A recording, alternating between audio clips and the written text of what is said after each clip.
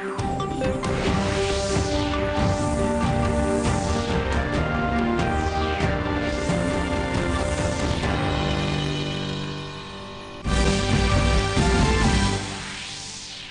Card भी लोक शिकायत कानून के दायरे में, नीतीश कैबिनेट का फैसला।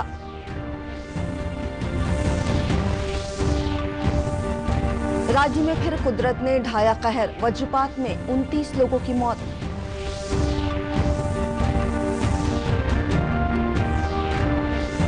प्रदेश में रफ्तार पकड़ रहा है कोरोना, एक दिन में मिले 478 मरीज।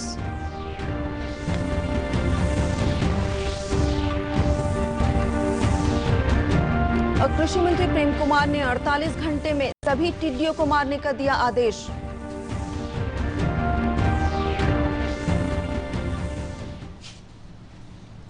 नमस्कार, मैं स्वास्तिका और अब समाचार विस्तार से। राज्य में राशन कार्ड के आवेदकों को सरकार ने बड़ी राहत दी है। कल नीतीश कैबिनेट की हुई बैठक में ये फैसला लिया गया है कि राशन कार्ड के मामलों को लोक शिकायत निवारण अधिकार कानून के दायरे में लाया जाएगा। अब लोक सेवाओं के अधिकार कानून के तहत राशन कार्ड नहीं बनने या आवेदन खारिज किए जाने पर आवेदक इसके खिलाफ अपील कर सकेंगे। कैबिनेट के फैसले के बाद राज्यपाल फागू चौहान ने बिहार लोक शिकायत निवारण अधिकार अध्यादेश 2020 को मंजूरी दे दी है। बिहार में लोक सेवाओं के अधिकार के तहत राशन कार्ड 30 दिनों की बजाय 9 दिनों के भीतर बनाने की व्यवस्था की गई है। साथ ही अफसरों को राशन कार्ड आवेदन को रद्द करने का कारण भी बताना होगा।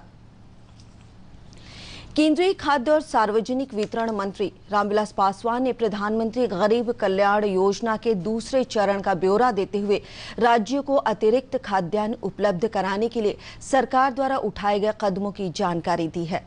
श्री पासवान ने प्रधानमंत्री नरेंद्र मोदी की प्रतिबद्धता को दोहराते हुए कहा है कि ये सुनिश्चित किया जाएगा कि देश में गरीब और जरूरतमंद व्यक्ति भूखा न रहे। उन्होंने बताया कि 30 नवंबर तक राष्ट्रीय खाद्य सुरक्षा अधिनियम के लाभार्थियों के बीच लगभग 2 लाख मीट्रिक टन अनाज और 9,78,000 मीट्रिक टन चना वितरण किया जाएगा। वहीं मामले की जानकारी देते हुए प्रदेश के खाद्य आपूर्ति मंत्री मदन सहनी ने कहा है कि प्रधानमंत्री के इस महत्वाकांक्षी योजना से लॉकडाउन के दौरान गरीबों को काफी फायदा पहुंचा है। श्री सहनी ने बताया कि इस योजना से प्रदेश में 1,86,00,000 परिवार को पहले से ही लाभ मिल रहा था। अब इस योजना से विभिन्न जिलों में 25 लाख नए लोगों को जोड़ा गया है। को 5 महीने का अतिरिक्त और अनाज मिला है। 3 महीना पहले हम लोगों ने वितरण किया। अभी जुलाई से लेकर के नवंबर तक लगातार 5 महीने तक यह मुफ्त अनाज मिलेगा सभी को, और जिसके अंतर्गत यहाँ पहले से ही 1,86,00,000 परिवार को यह योजना का लाभ मिल रहा था। अभी 25 लाख से ज़्यादा लोगों को हम लोगों ने, जो नए लोग थे, गरीब लोग थे, छूटे हुए, उनको भी हम लोगों ने जोड़ा है और उसका भी राशन जो प्रिंट किया गया है। बात करते हैं मौसम की। प्रदेश में कल आकाशीय बिजली कहर बनकर गिरी, जिससे अलग अलग जिलों में 29 लोगों की मौत हो गई। समस्तीपुर में 8, पटना में 6, पूर्वी चंपारण में 4, कटिहार तथा शिवहर में 3-3 लोगों की मौत हो गई है, जबकि मधेपुरा में 2, जमुई, पश्चिम चंपारण और पूर्णिया में 1-1 व्यक्ति की वज्रपात से मौत हुई है। वहीं मुख्यमंत्री नीतीश कुमार ने इस घटना पर गहरा शोक जताया है। मुख्यमंत्री ने मृतकों के आश्रितों को तत्काल 4-4 लाख रुपए का अनुदान उपलब्ध कराने का निर्देश दिया है। साथ ही उन्होंने लोगों को बारिश और आंधी तूफान के समय घर से बाहर न निकलने की अपील की है। वहीं मौसम विज्ञान केंद्र पटना ने अलर्ट जारी कर कहा है कि आगामी 48 घंटों में पटना सहित बिहार के ज्यादातर जिलों में बारिश के साथ ही वज्रपात होने की संभावना है। मौसम विज्ञान केंद्र ने बारिश के दौरान अनावश्यक रूप से घरों से बाहर नहीं निकलने की अपील की है। साथ ही खेतों में काम कर रहे किसानों से बिजली चमकने के दौरान सुरक्षित स्थानों पर चले जाने को कहा है। खबरों में आगे बढ़ते हैं। केंद्रीय गृह राज्य मंत्री नित्यानंद राय ने कहा है कि चीन के खिलाफ देश के युवा सरकार के साथ खड़े हैं। हाजीपुर विधानसभा क्षेत्र में जनसंवाद कार्यक्रम को संबोधित करते हुए श्री राय ने कहा कि आगामी बिहार विधानसभा चुनाव में एनडीए जीत हासिल करेगी। उन्होंने पार्टी कार्यकर्ताओं से अपील की कि वे घर घर जाकर लोगों को सरकार के कल्याणकारी योजनाओं की जानकारी दें। 14-15-16 लोग बचे, लगभग 350 लोगों ने शहादत दे दी, लेकिन उन 350 लोगों ने चीन के 1300 से ज्यादा सैनिकों को मौत की नींद सुला दिया। दुश्मनों को जवाब देने का इतिहास हम पराजय 1962 भारत को मिली थी, लेकिन जवाब और शौर्य का इतिहास 1962 में भी इस देश की सेना ने लिखी थी। वही शौर्य की गाथा भारत की सेना ने फिर गाया, 20 शहीद हुए, लेकिन दुश्मनों को भारी नुकसान देकर शहीद हुए, करारा जवाब देकर शहीद हुए। बात करते हैं कोरोना की, तो राज्य में कोरोना एक बार फिर रफ्तार पकड़ रहा है। कल एक दिन में इस बीमारी के 478 मरीज मिले, जिसके बाद राज्य में कोरोना पॉजिटिव की संख्या बढ़कर 10,682 हो गई है। पटना में कल 130 नए कोरोना पॉजिटिव मरीज मिले हैं। पिछले 24 घंटों में 183 कोरोना पॉजिटिव मरीज मिले हैं। स्वास्थ्य विभाग के अनुसार पिछले 24 घंटों के दौरान 183 मरीज ठीक हुए हैं, जबकि 317 नए मामलों का पता चला है। राज्य में वर्तमान में कोरोना के सक्रिय मामलों की संख्या 2319 है। कृषि विभाग ने 48 घंटे के अंदर सभी टिड्डियों को मार गिराने का आदेश जिलों को दिया है। कृषि मंत्री डॉक्टर प्रेम कुमार ने कहा कि जिलों के कृषि और पौधा संरक्षण अधिकारी अग्निशमन कर्मियों के साथ मिलकर टिड्डियों को मारने का ऑपरेशन चलाएं। जिलों में टिड्डियों के आक्रमण से बचाव के लिए सभी प्रखंडों को हाई अलर्ट घोषित कर दिया गया है। पटना के जिलाधिकारी कुमार रवि ने कृषि विभाग के सभी अधिकारियों को स्थानीय प्रशासन से समन्वय स्थापित कर कार्रवाई करने के निर्देश दिए हैं। वहीं दरभंगा, मुजफ्फरपुर और बेगूसराय को भी हाई अलर्ट पर रखा गया है। राज्य में 94,000 नियोजित शिक्षकों की चयन प्रक्रिया जारी रहेगी। प्राथमिक शिक्षा निदेशक डॉक्टर रंजीत सिंह ने कहा है कि पटना हाईकोर्ट ने चयन प्रक्रिया जारी रखने को कहा है, लेकिन कोर्ट ने नियुक्ति नहीं करने को कहा है। उन्होंने कहा कि इस मसले पर शिक्षा विभाग कोर्ट में काउंटर एफिडेविट न्यायालय में दाखिल करेगा।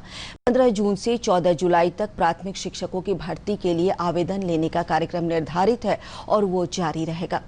इधर 94,000 प्राथमिक शिक्षकों की बहाली प्रक्रिया पर रोक लगाए जाने के पटना हाईकोर्ट के फैसलों को दुर्भाग्यपूर्ण बताते हुए बिहार राज्य माध्यमिक शिक्षक संघ के अध्यक्ष केदारनाथ पांडेय ने कहा है कि कोर्ट के इस फैसले से बच्चों की शिक्षा प्रभावित होगी। उन्होंने कहा कि सरकार को शिक्षक नियोजन के लिए एक स्पष्ट नीति बनानी चाहिए, जिससे इस प्रकार की बाधाओं से बचा जा सके। मैंने भी देखा है आज जो 94,000 शिक्षकों का नियोजन माननीय उच्च न्यायालय ने स्थगित किया है, ये बहुत दुखद है। एक तो विद्यालयों में शिक्षकों की भारी कमी है और कोरोना महामारी के चलते कई बार नियोजन का शेड्यूल सरकार को बदलना पड़ा है और फिर न्यायालय ने इस पर रोक लगाई है। अब न्यायालय की ये जो रोक है तो वो तो तकनीकी कारणों से है, लेकिन मेरा ये कहना है कि चूँकि सरकार नियोजन की जो नियमावली है उस नियमावली में जब तक स्पष्ट रूप से एक सही प्रावधान नहीं करेगी तब तक ये बार बार कोई न कोई माननीय उच्च न्यायालय जाता रहेगा और सारी प्रक्रिया स्थगित होती रहेगी।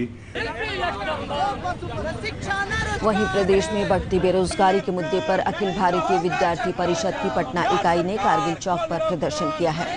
परिषद से जुड़े छात्रों ने बेरोजगारी के मुद्दे पर यहाँ के शिक्षित युवा हैं जिनमें रोजगार का आज अवसर बिल्कुल बिहार सरकार में नहीं है, उन्हें रोजगार। बात करते हैं सुकन्या समृद्धि योजना की। बेटी बचाओ बेटी पढ़ाओ अभियान के तहत प्रधानमंत्री नरेंद्र मोदी ने बेटियों को सबल बनाने के लिए सुकन्या समृद्धि योजना की शुरुआत की थी। इस योजना के तहत 10 वर्ष तक की बेटियों के नाम से डाकघर में खाता खुलता है। इस खाते में अभिभावक के साथ सरकार भी योगदान देती है। पेश एक रिपोर्ट।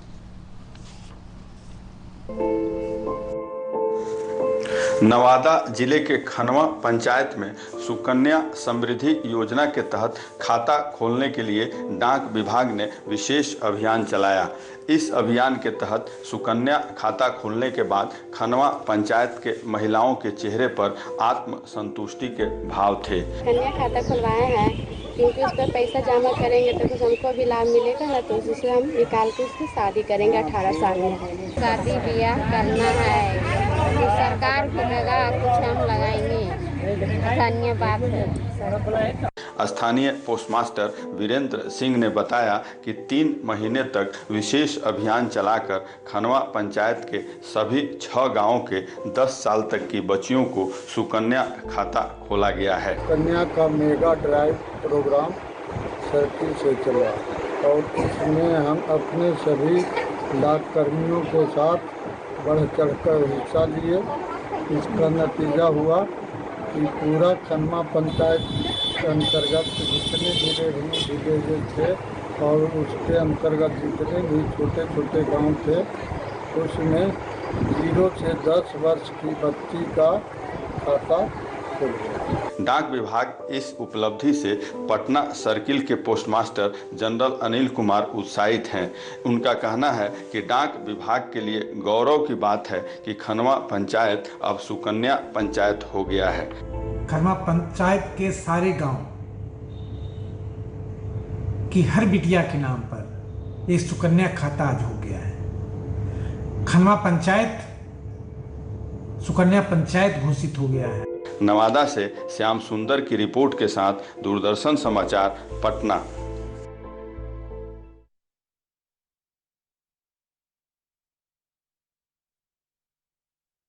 जन सेवा शिविर और ग्राहक सेवा केंद्र का उद्घाटन किया गया। इस अवसर पर उत्तरी परिक्षेत्र मुजफ्फरपुर के डाक अधीक्षक अशोक कुमार ने कहा कि डिजिटल इंडिया भारत सरकार द्वारा शुरू किया गया एक ऐसा अभियान है जिसके जरिए सरकार लोगों को डिजिटल रूप से सशक्त बनाना चाहती है। उन्होंने कहा कि इंडिया पोस्ट पेमेंट बैंक के आ जाने के बाद डाक विभाग सबसे बड़ी डिजिटल संस्था बन गई है।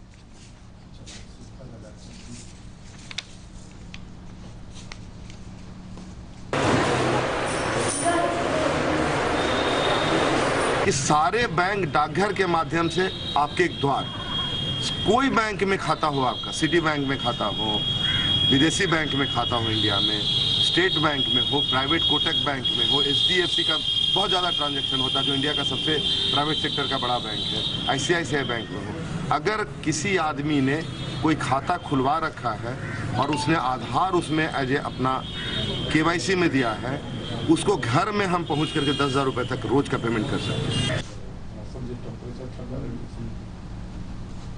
और अंत में मुख्य समाचार एक बार फिर।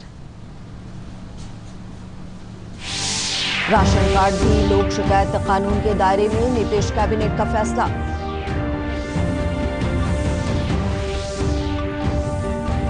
राज्य में फिर कुदरत ने ढाया कहर, वज्रपात में 29 लोगों की मौत।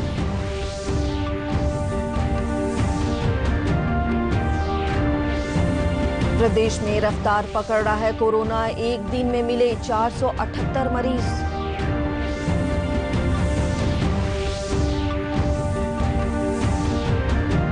और कृषि मंत्री प्रेम कुमार ने 48 घंटे में सभी टिड्डियों को मारने का दिया आदेश।